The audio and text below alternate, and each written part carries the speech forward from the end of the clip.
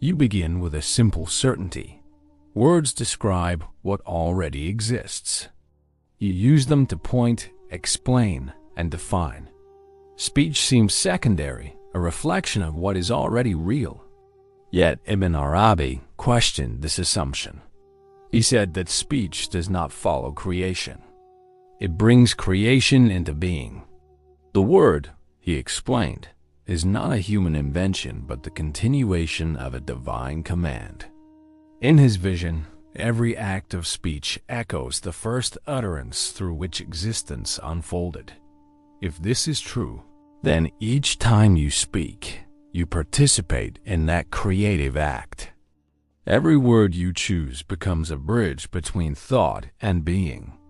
You begin to wonder, when you speak about the world, are you describing what is or shaping what will be?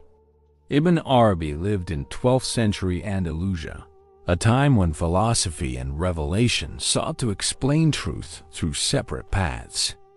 Philosophers relied on logic.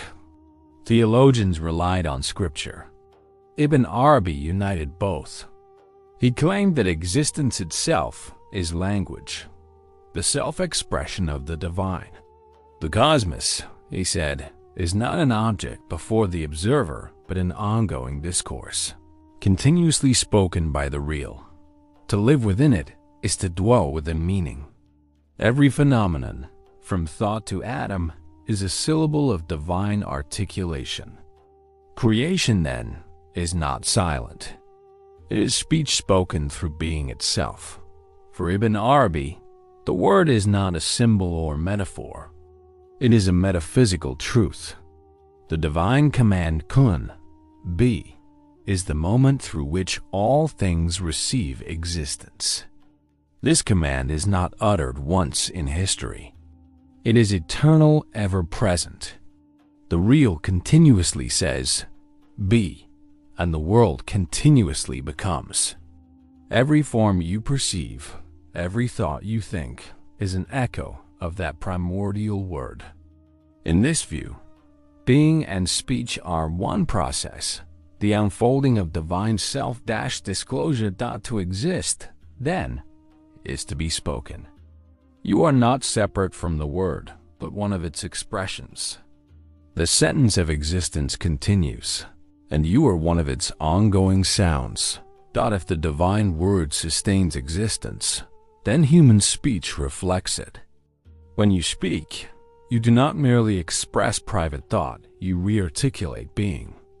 Ibn Arabi explained that the human tongue extends divine articulation into the human world. To speak unconsciously is to distort that current. To speak with awareness is to continue creation in harmony. You may believe your words are small, limited to meaning or opinion. Yet each word carries force. It defines, affirms, and reshapes understanding. The moral dimension of language begins here. Whether your speech reveals the truth of what is, or conceals it beneath habit and forgetfulness, you name things to understand them. Naming feels like recognition, a label placed on what already is. Yet Ibn Arabi suggested something deeper.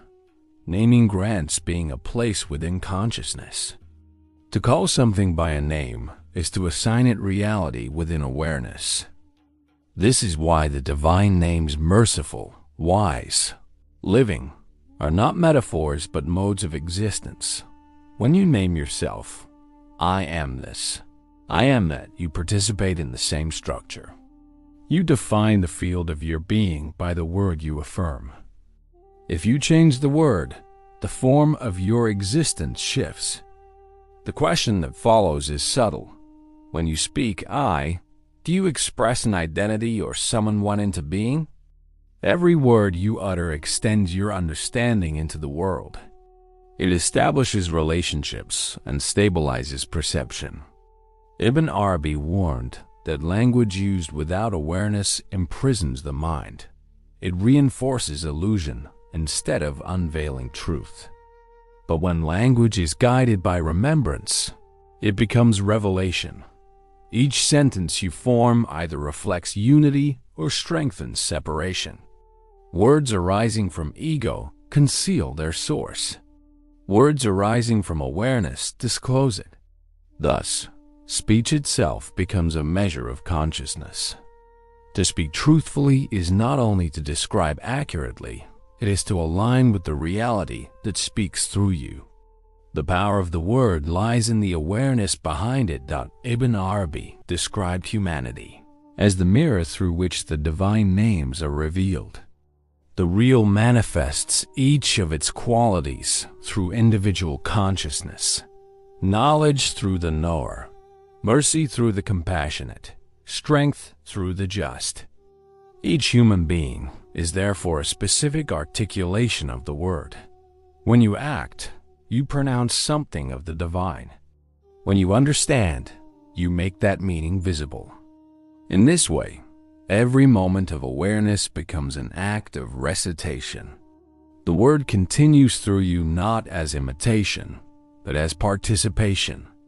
The purpose of life, Ibn Arabi taught, is to realize that the word is not elsewhere, it is speaking now. Through the mind that hears and the heart that understands. True speech, Ibn Arabi said, arises from a silence that is not absence but origin. This silence is the unspoken ground of all articulation, the point where meaning rests before being expressed. When you speak from this ground, words emerge with clarity. They are not reactions, but revelations. You begin to notice that not all silence is the same. Some silences are empty, others are full of understanding. The silence that precedes true speech is awareness itself, complete before language, yet ready to articulate. From that stillness, every word that follows becomes necessary, precise, and whole. Silence is not opposed to speech. It is its first expression. In Ibn Arabi's vision, the entire cosmos is a divine language in motion. Every being, event, and idea is a syllable in an infinite discourse. The world is not separate from the word. It is the word becoming visible. The human task is not to master this language, but to listen to it. You begin to see that awareness itself is participation in this recitation. When you think, perceive, or understand, you are not outside creation. You are within the ongoing act of divine speech. The same command that once said, "Be," continues to echo as your consciousness. The word speaks as everything, through everything. The question that remains is not what the word means, but who is listening.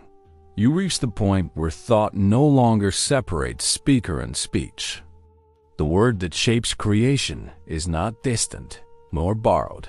It is the very process through which you exist. Every word you utter, every thought you form, belongs to that unfolding. The one who speaks and the speech itself are not two.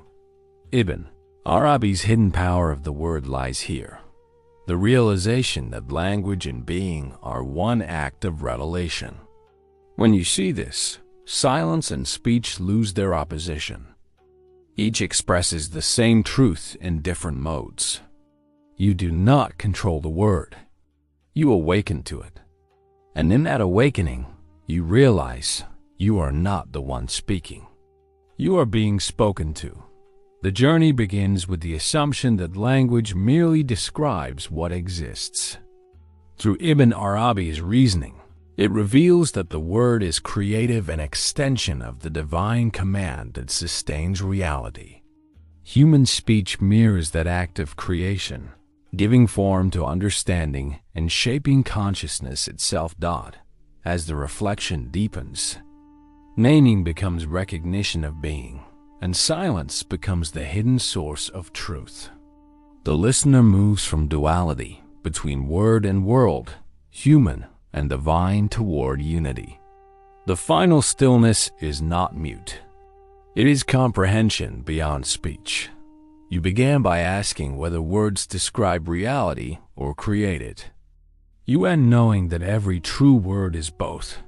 the sound of the real speaking itself into being through you.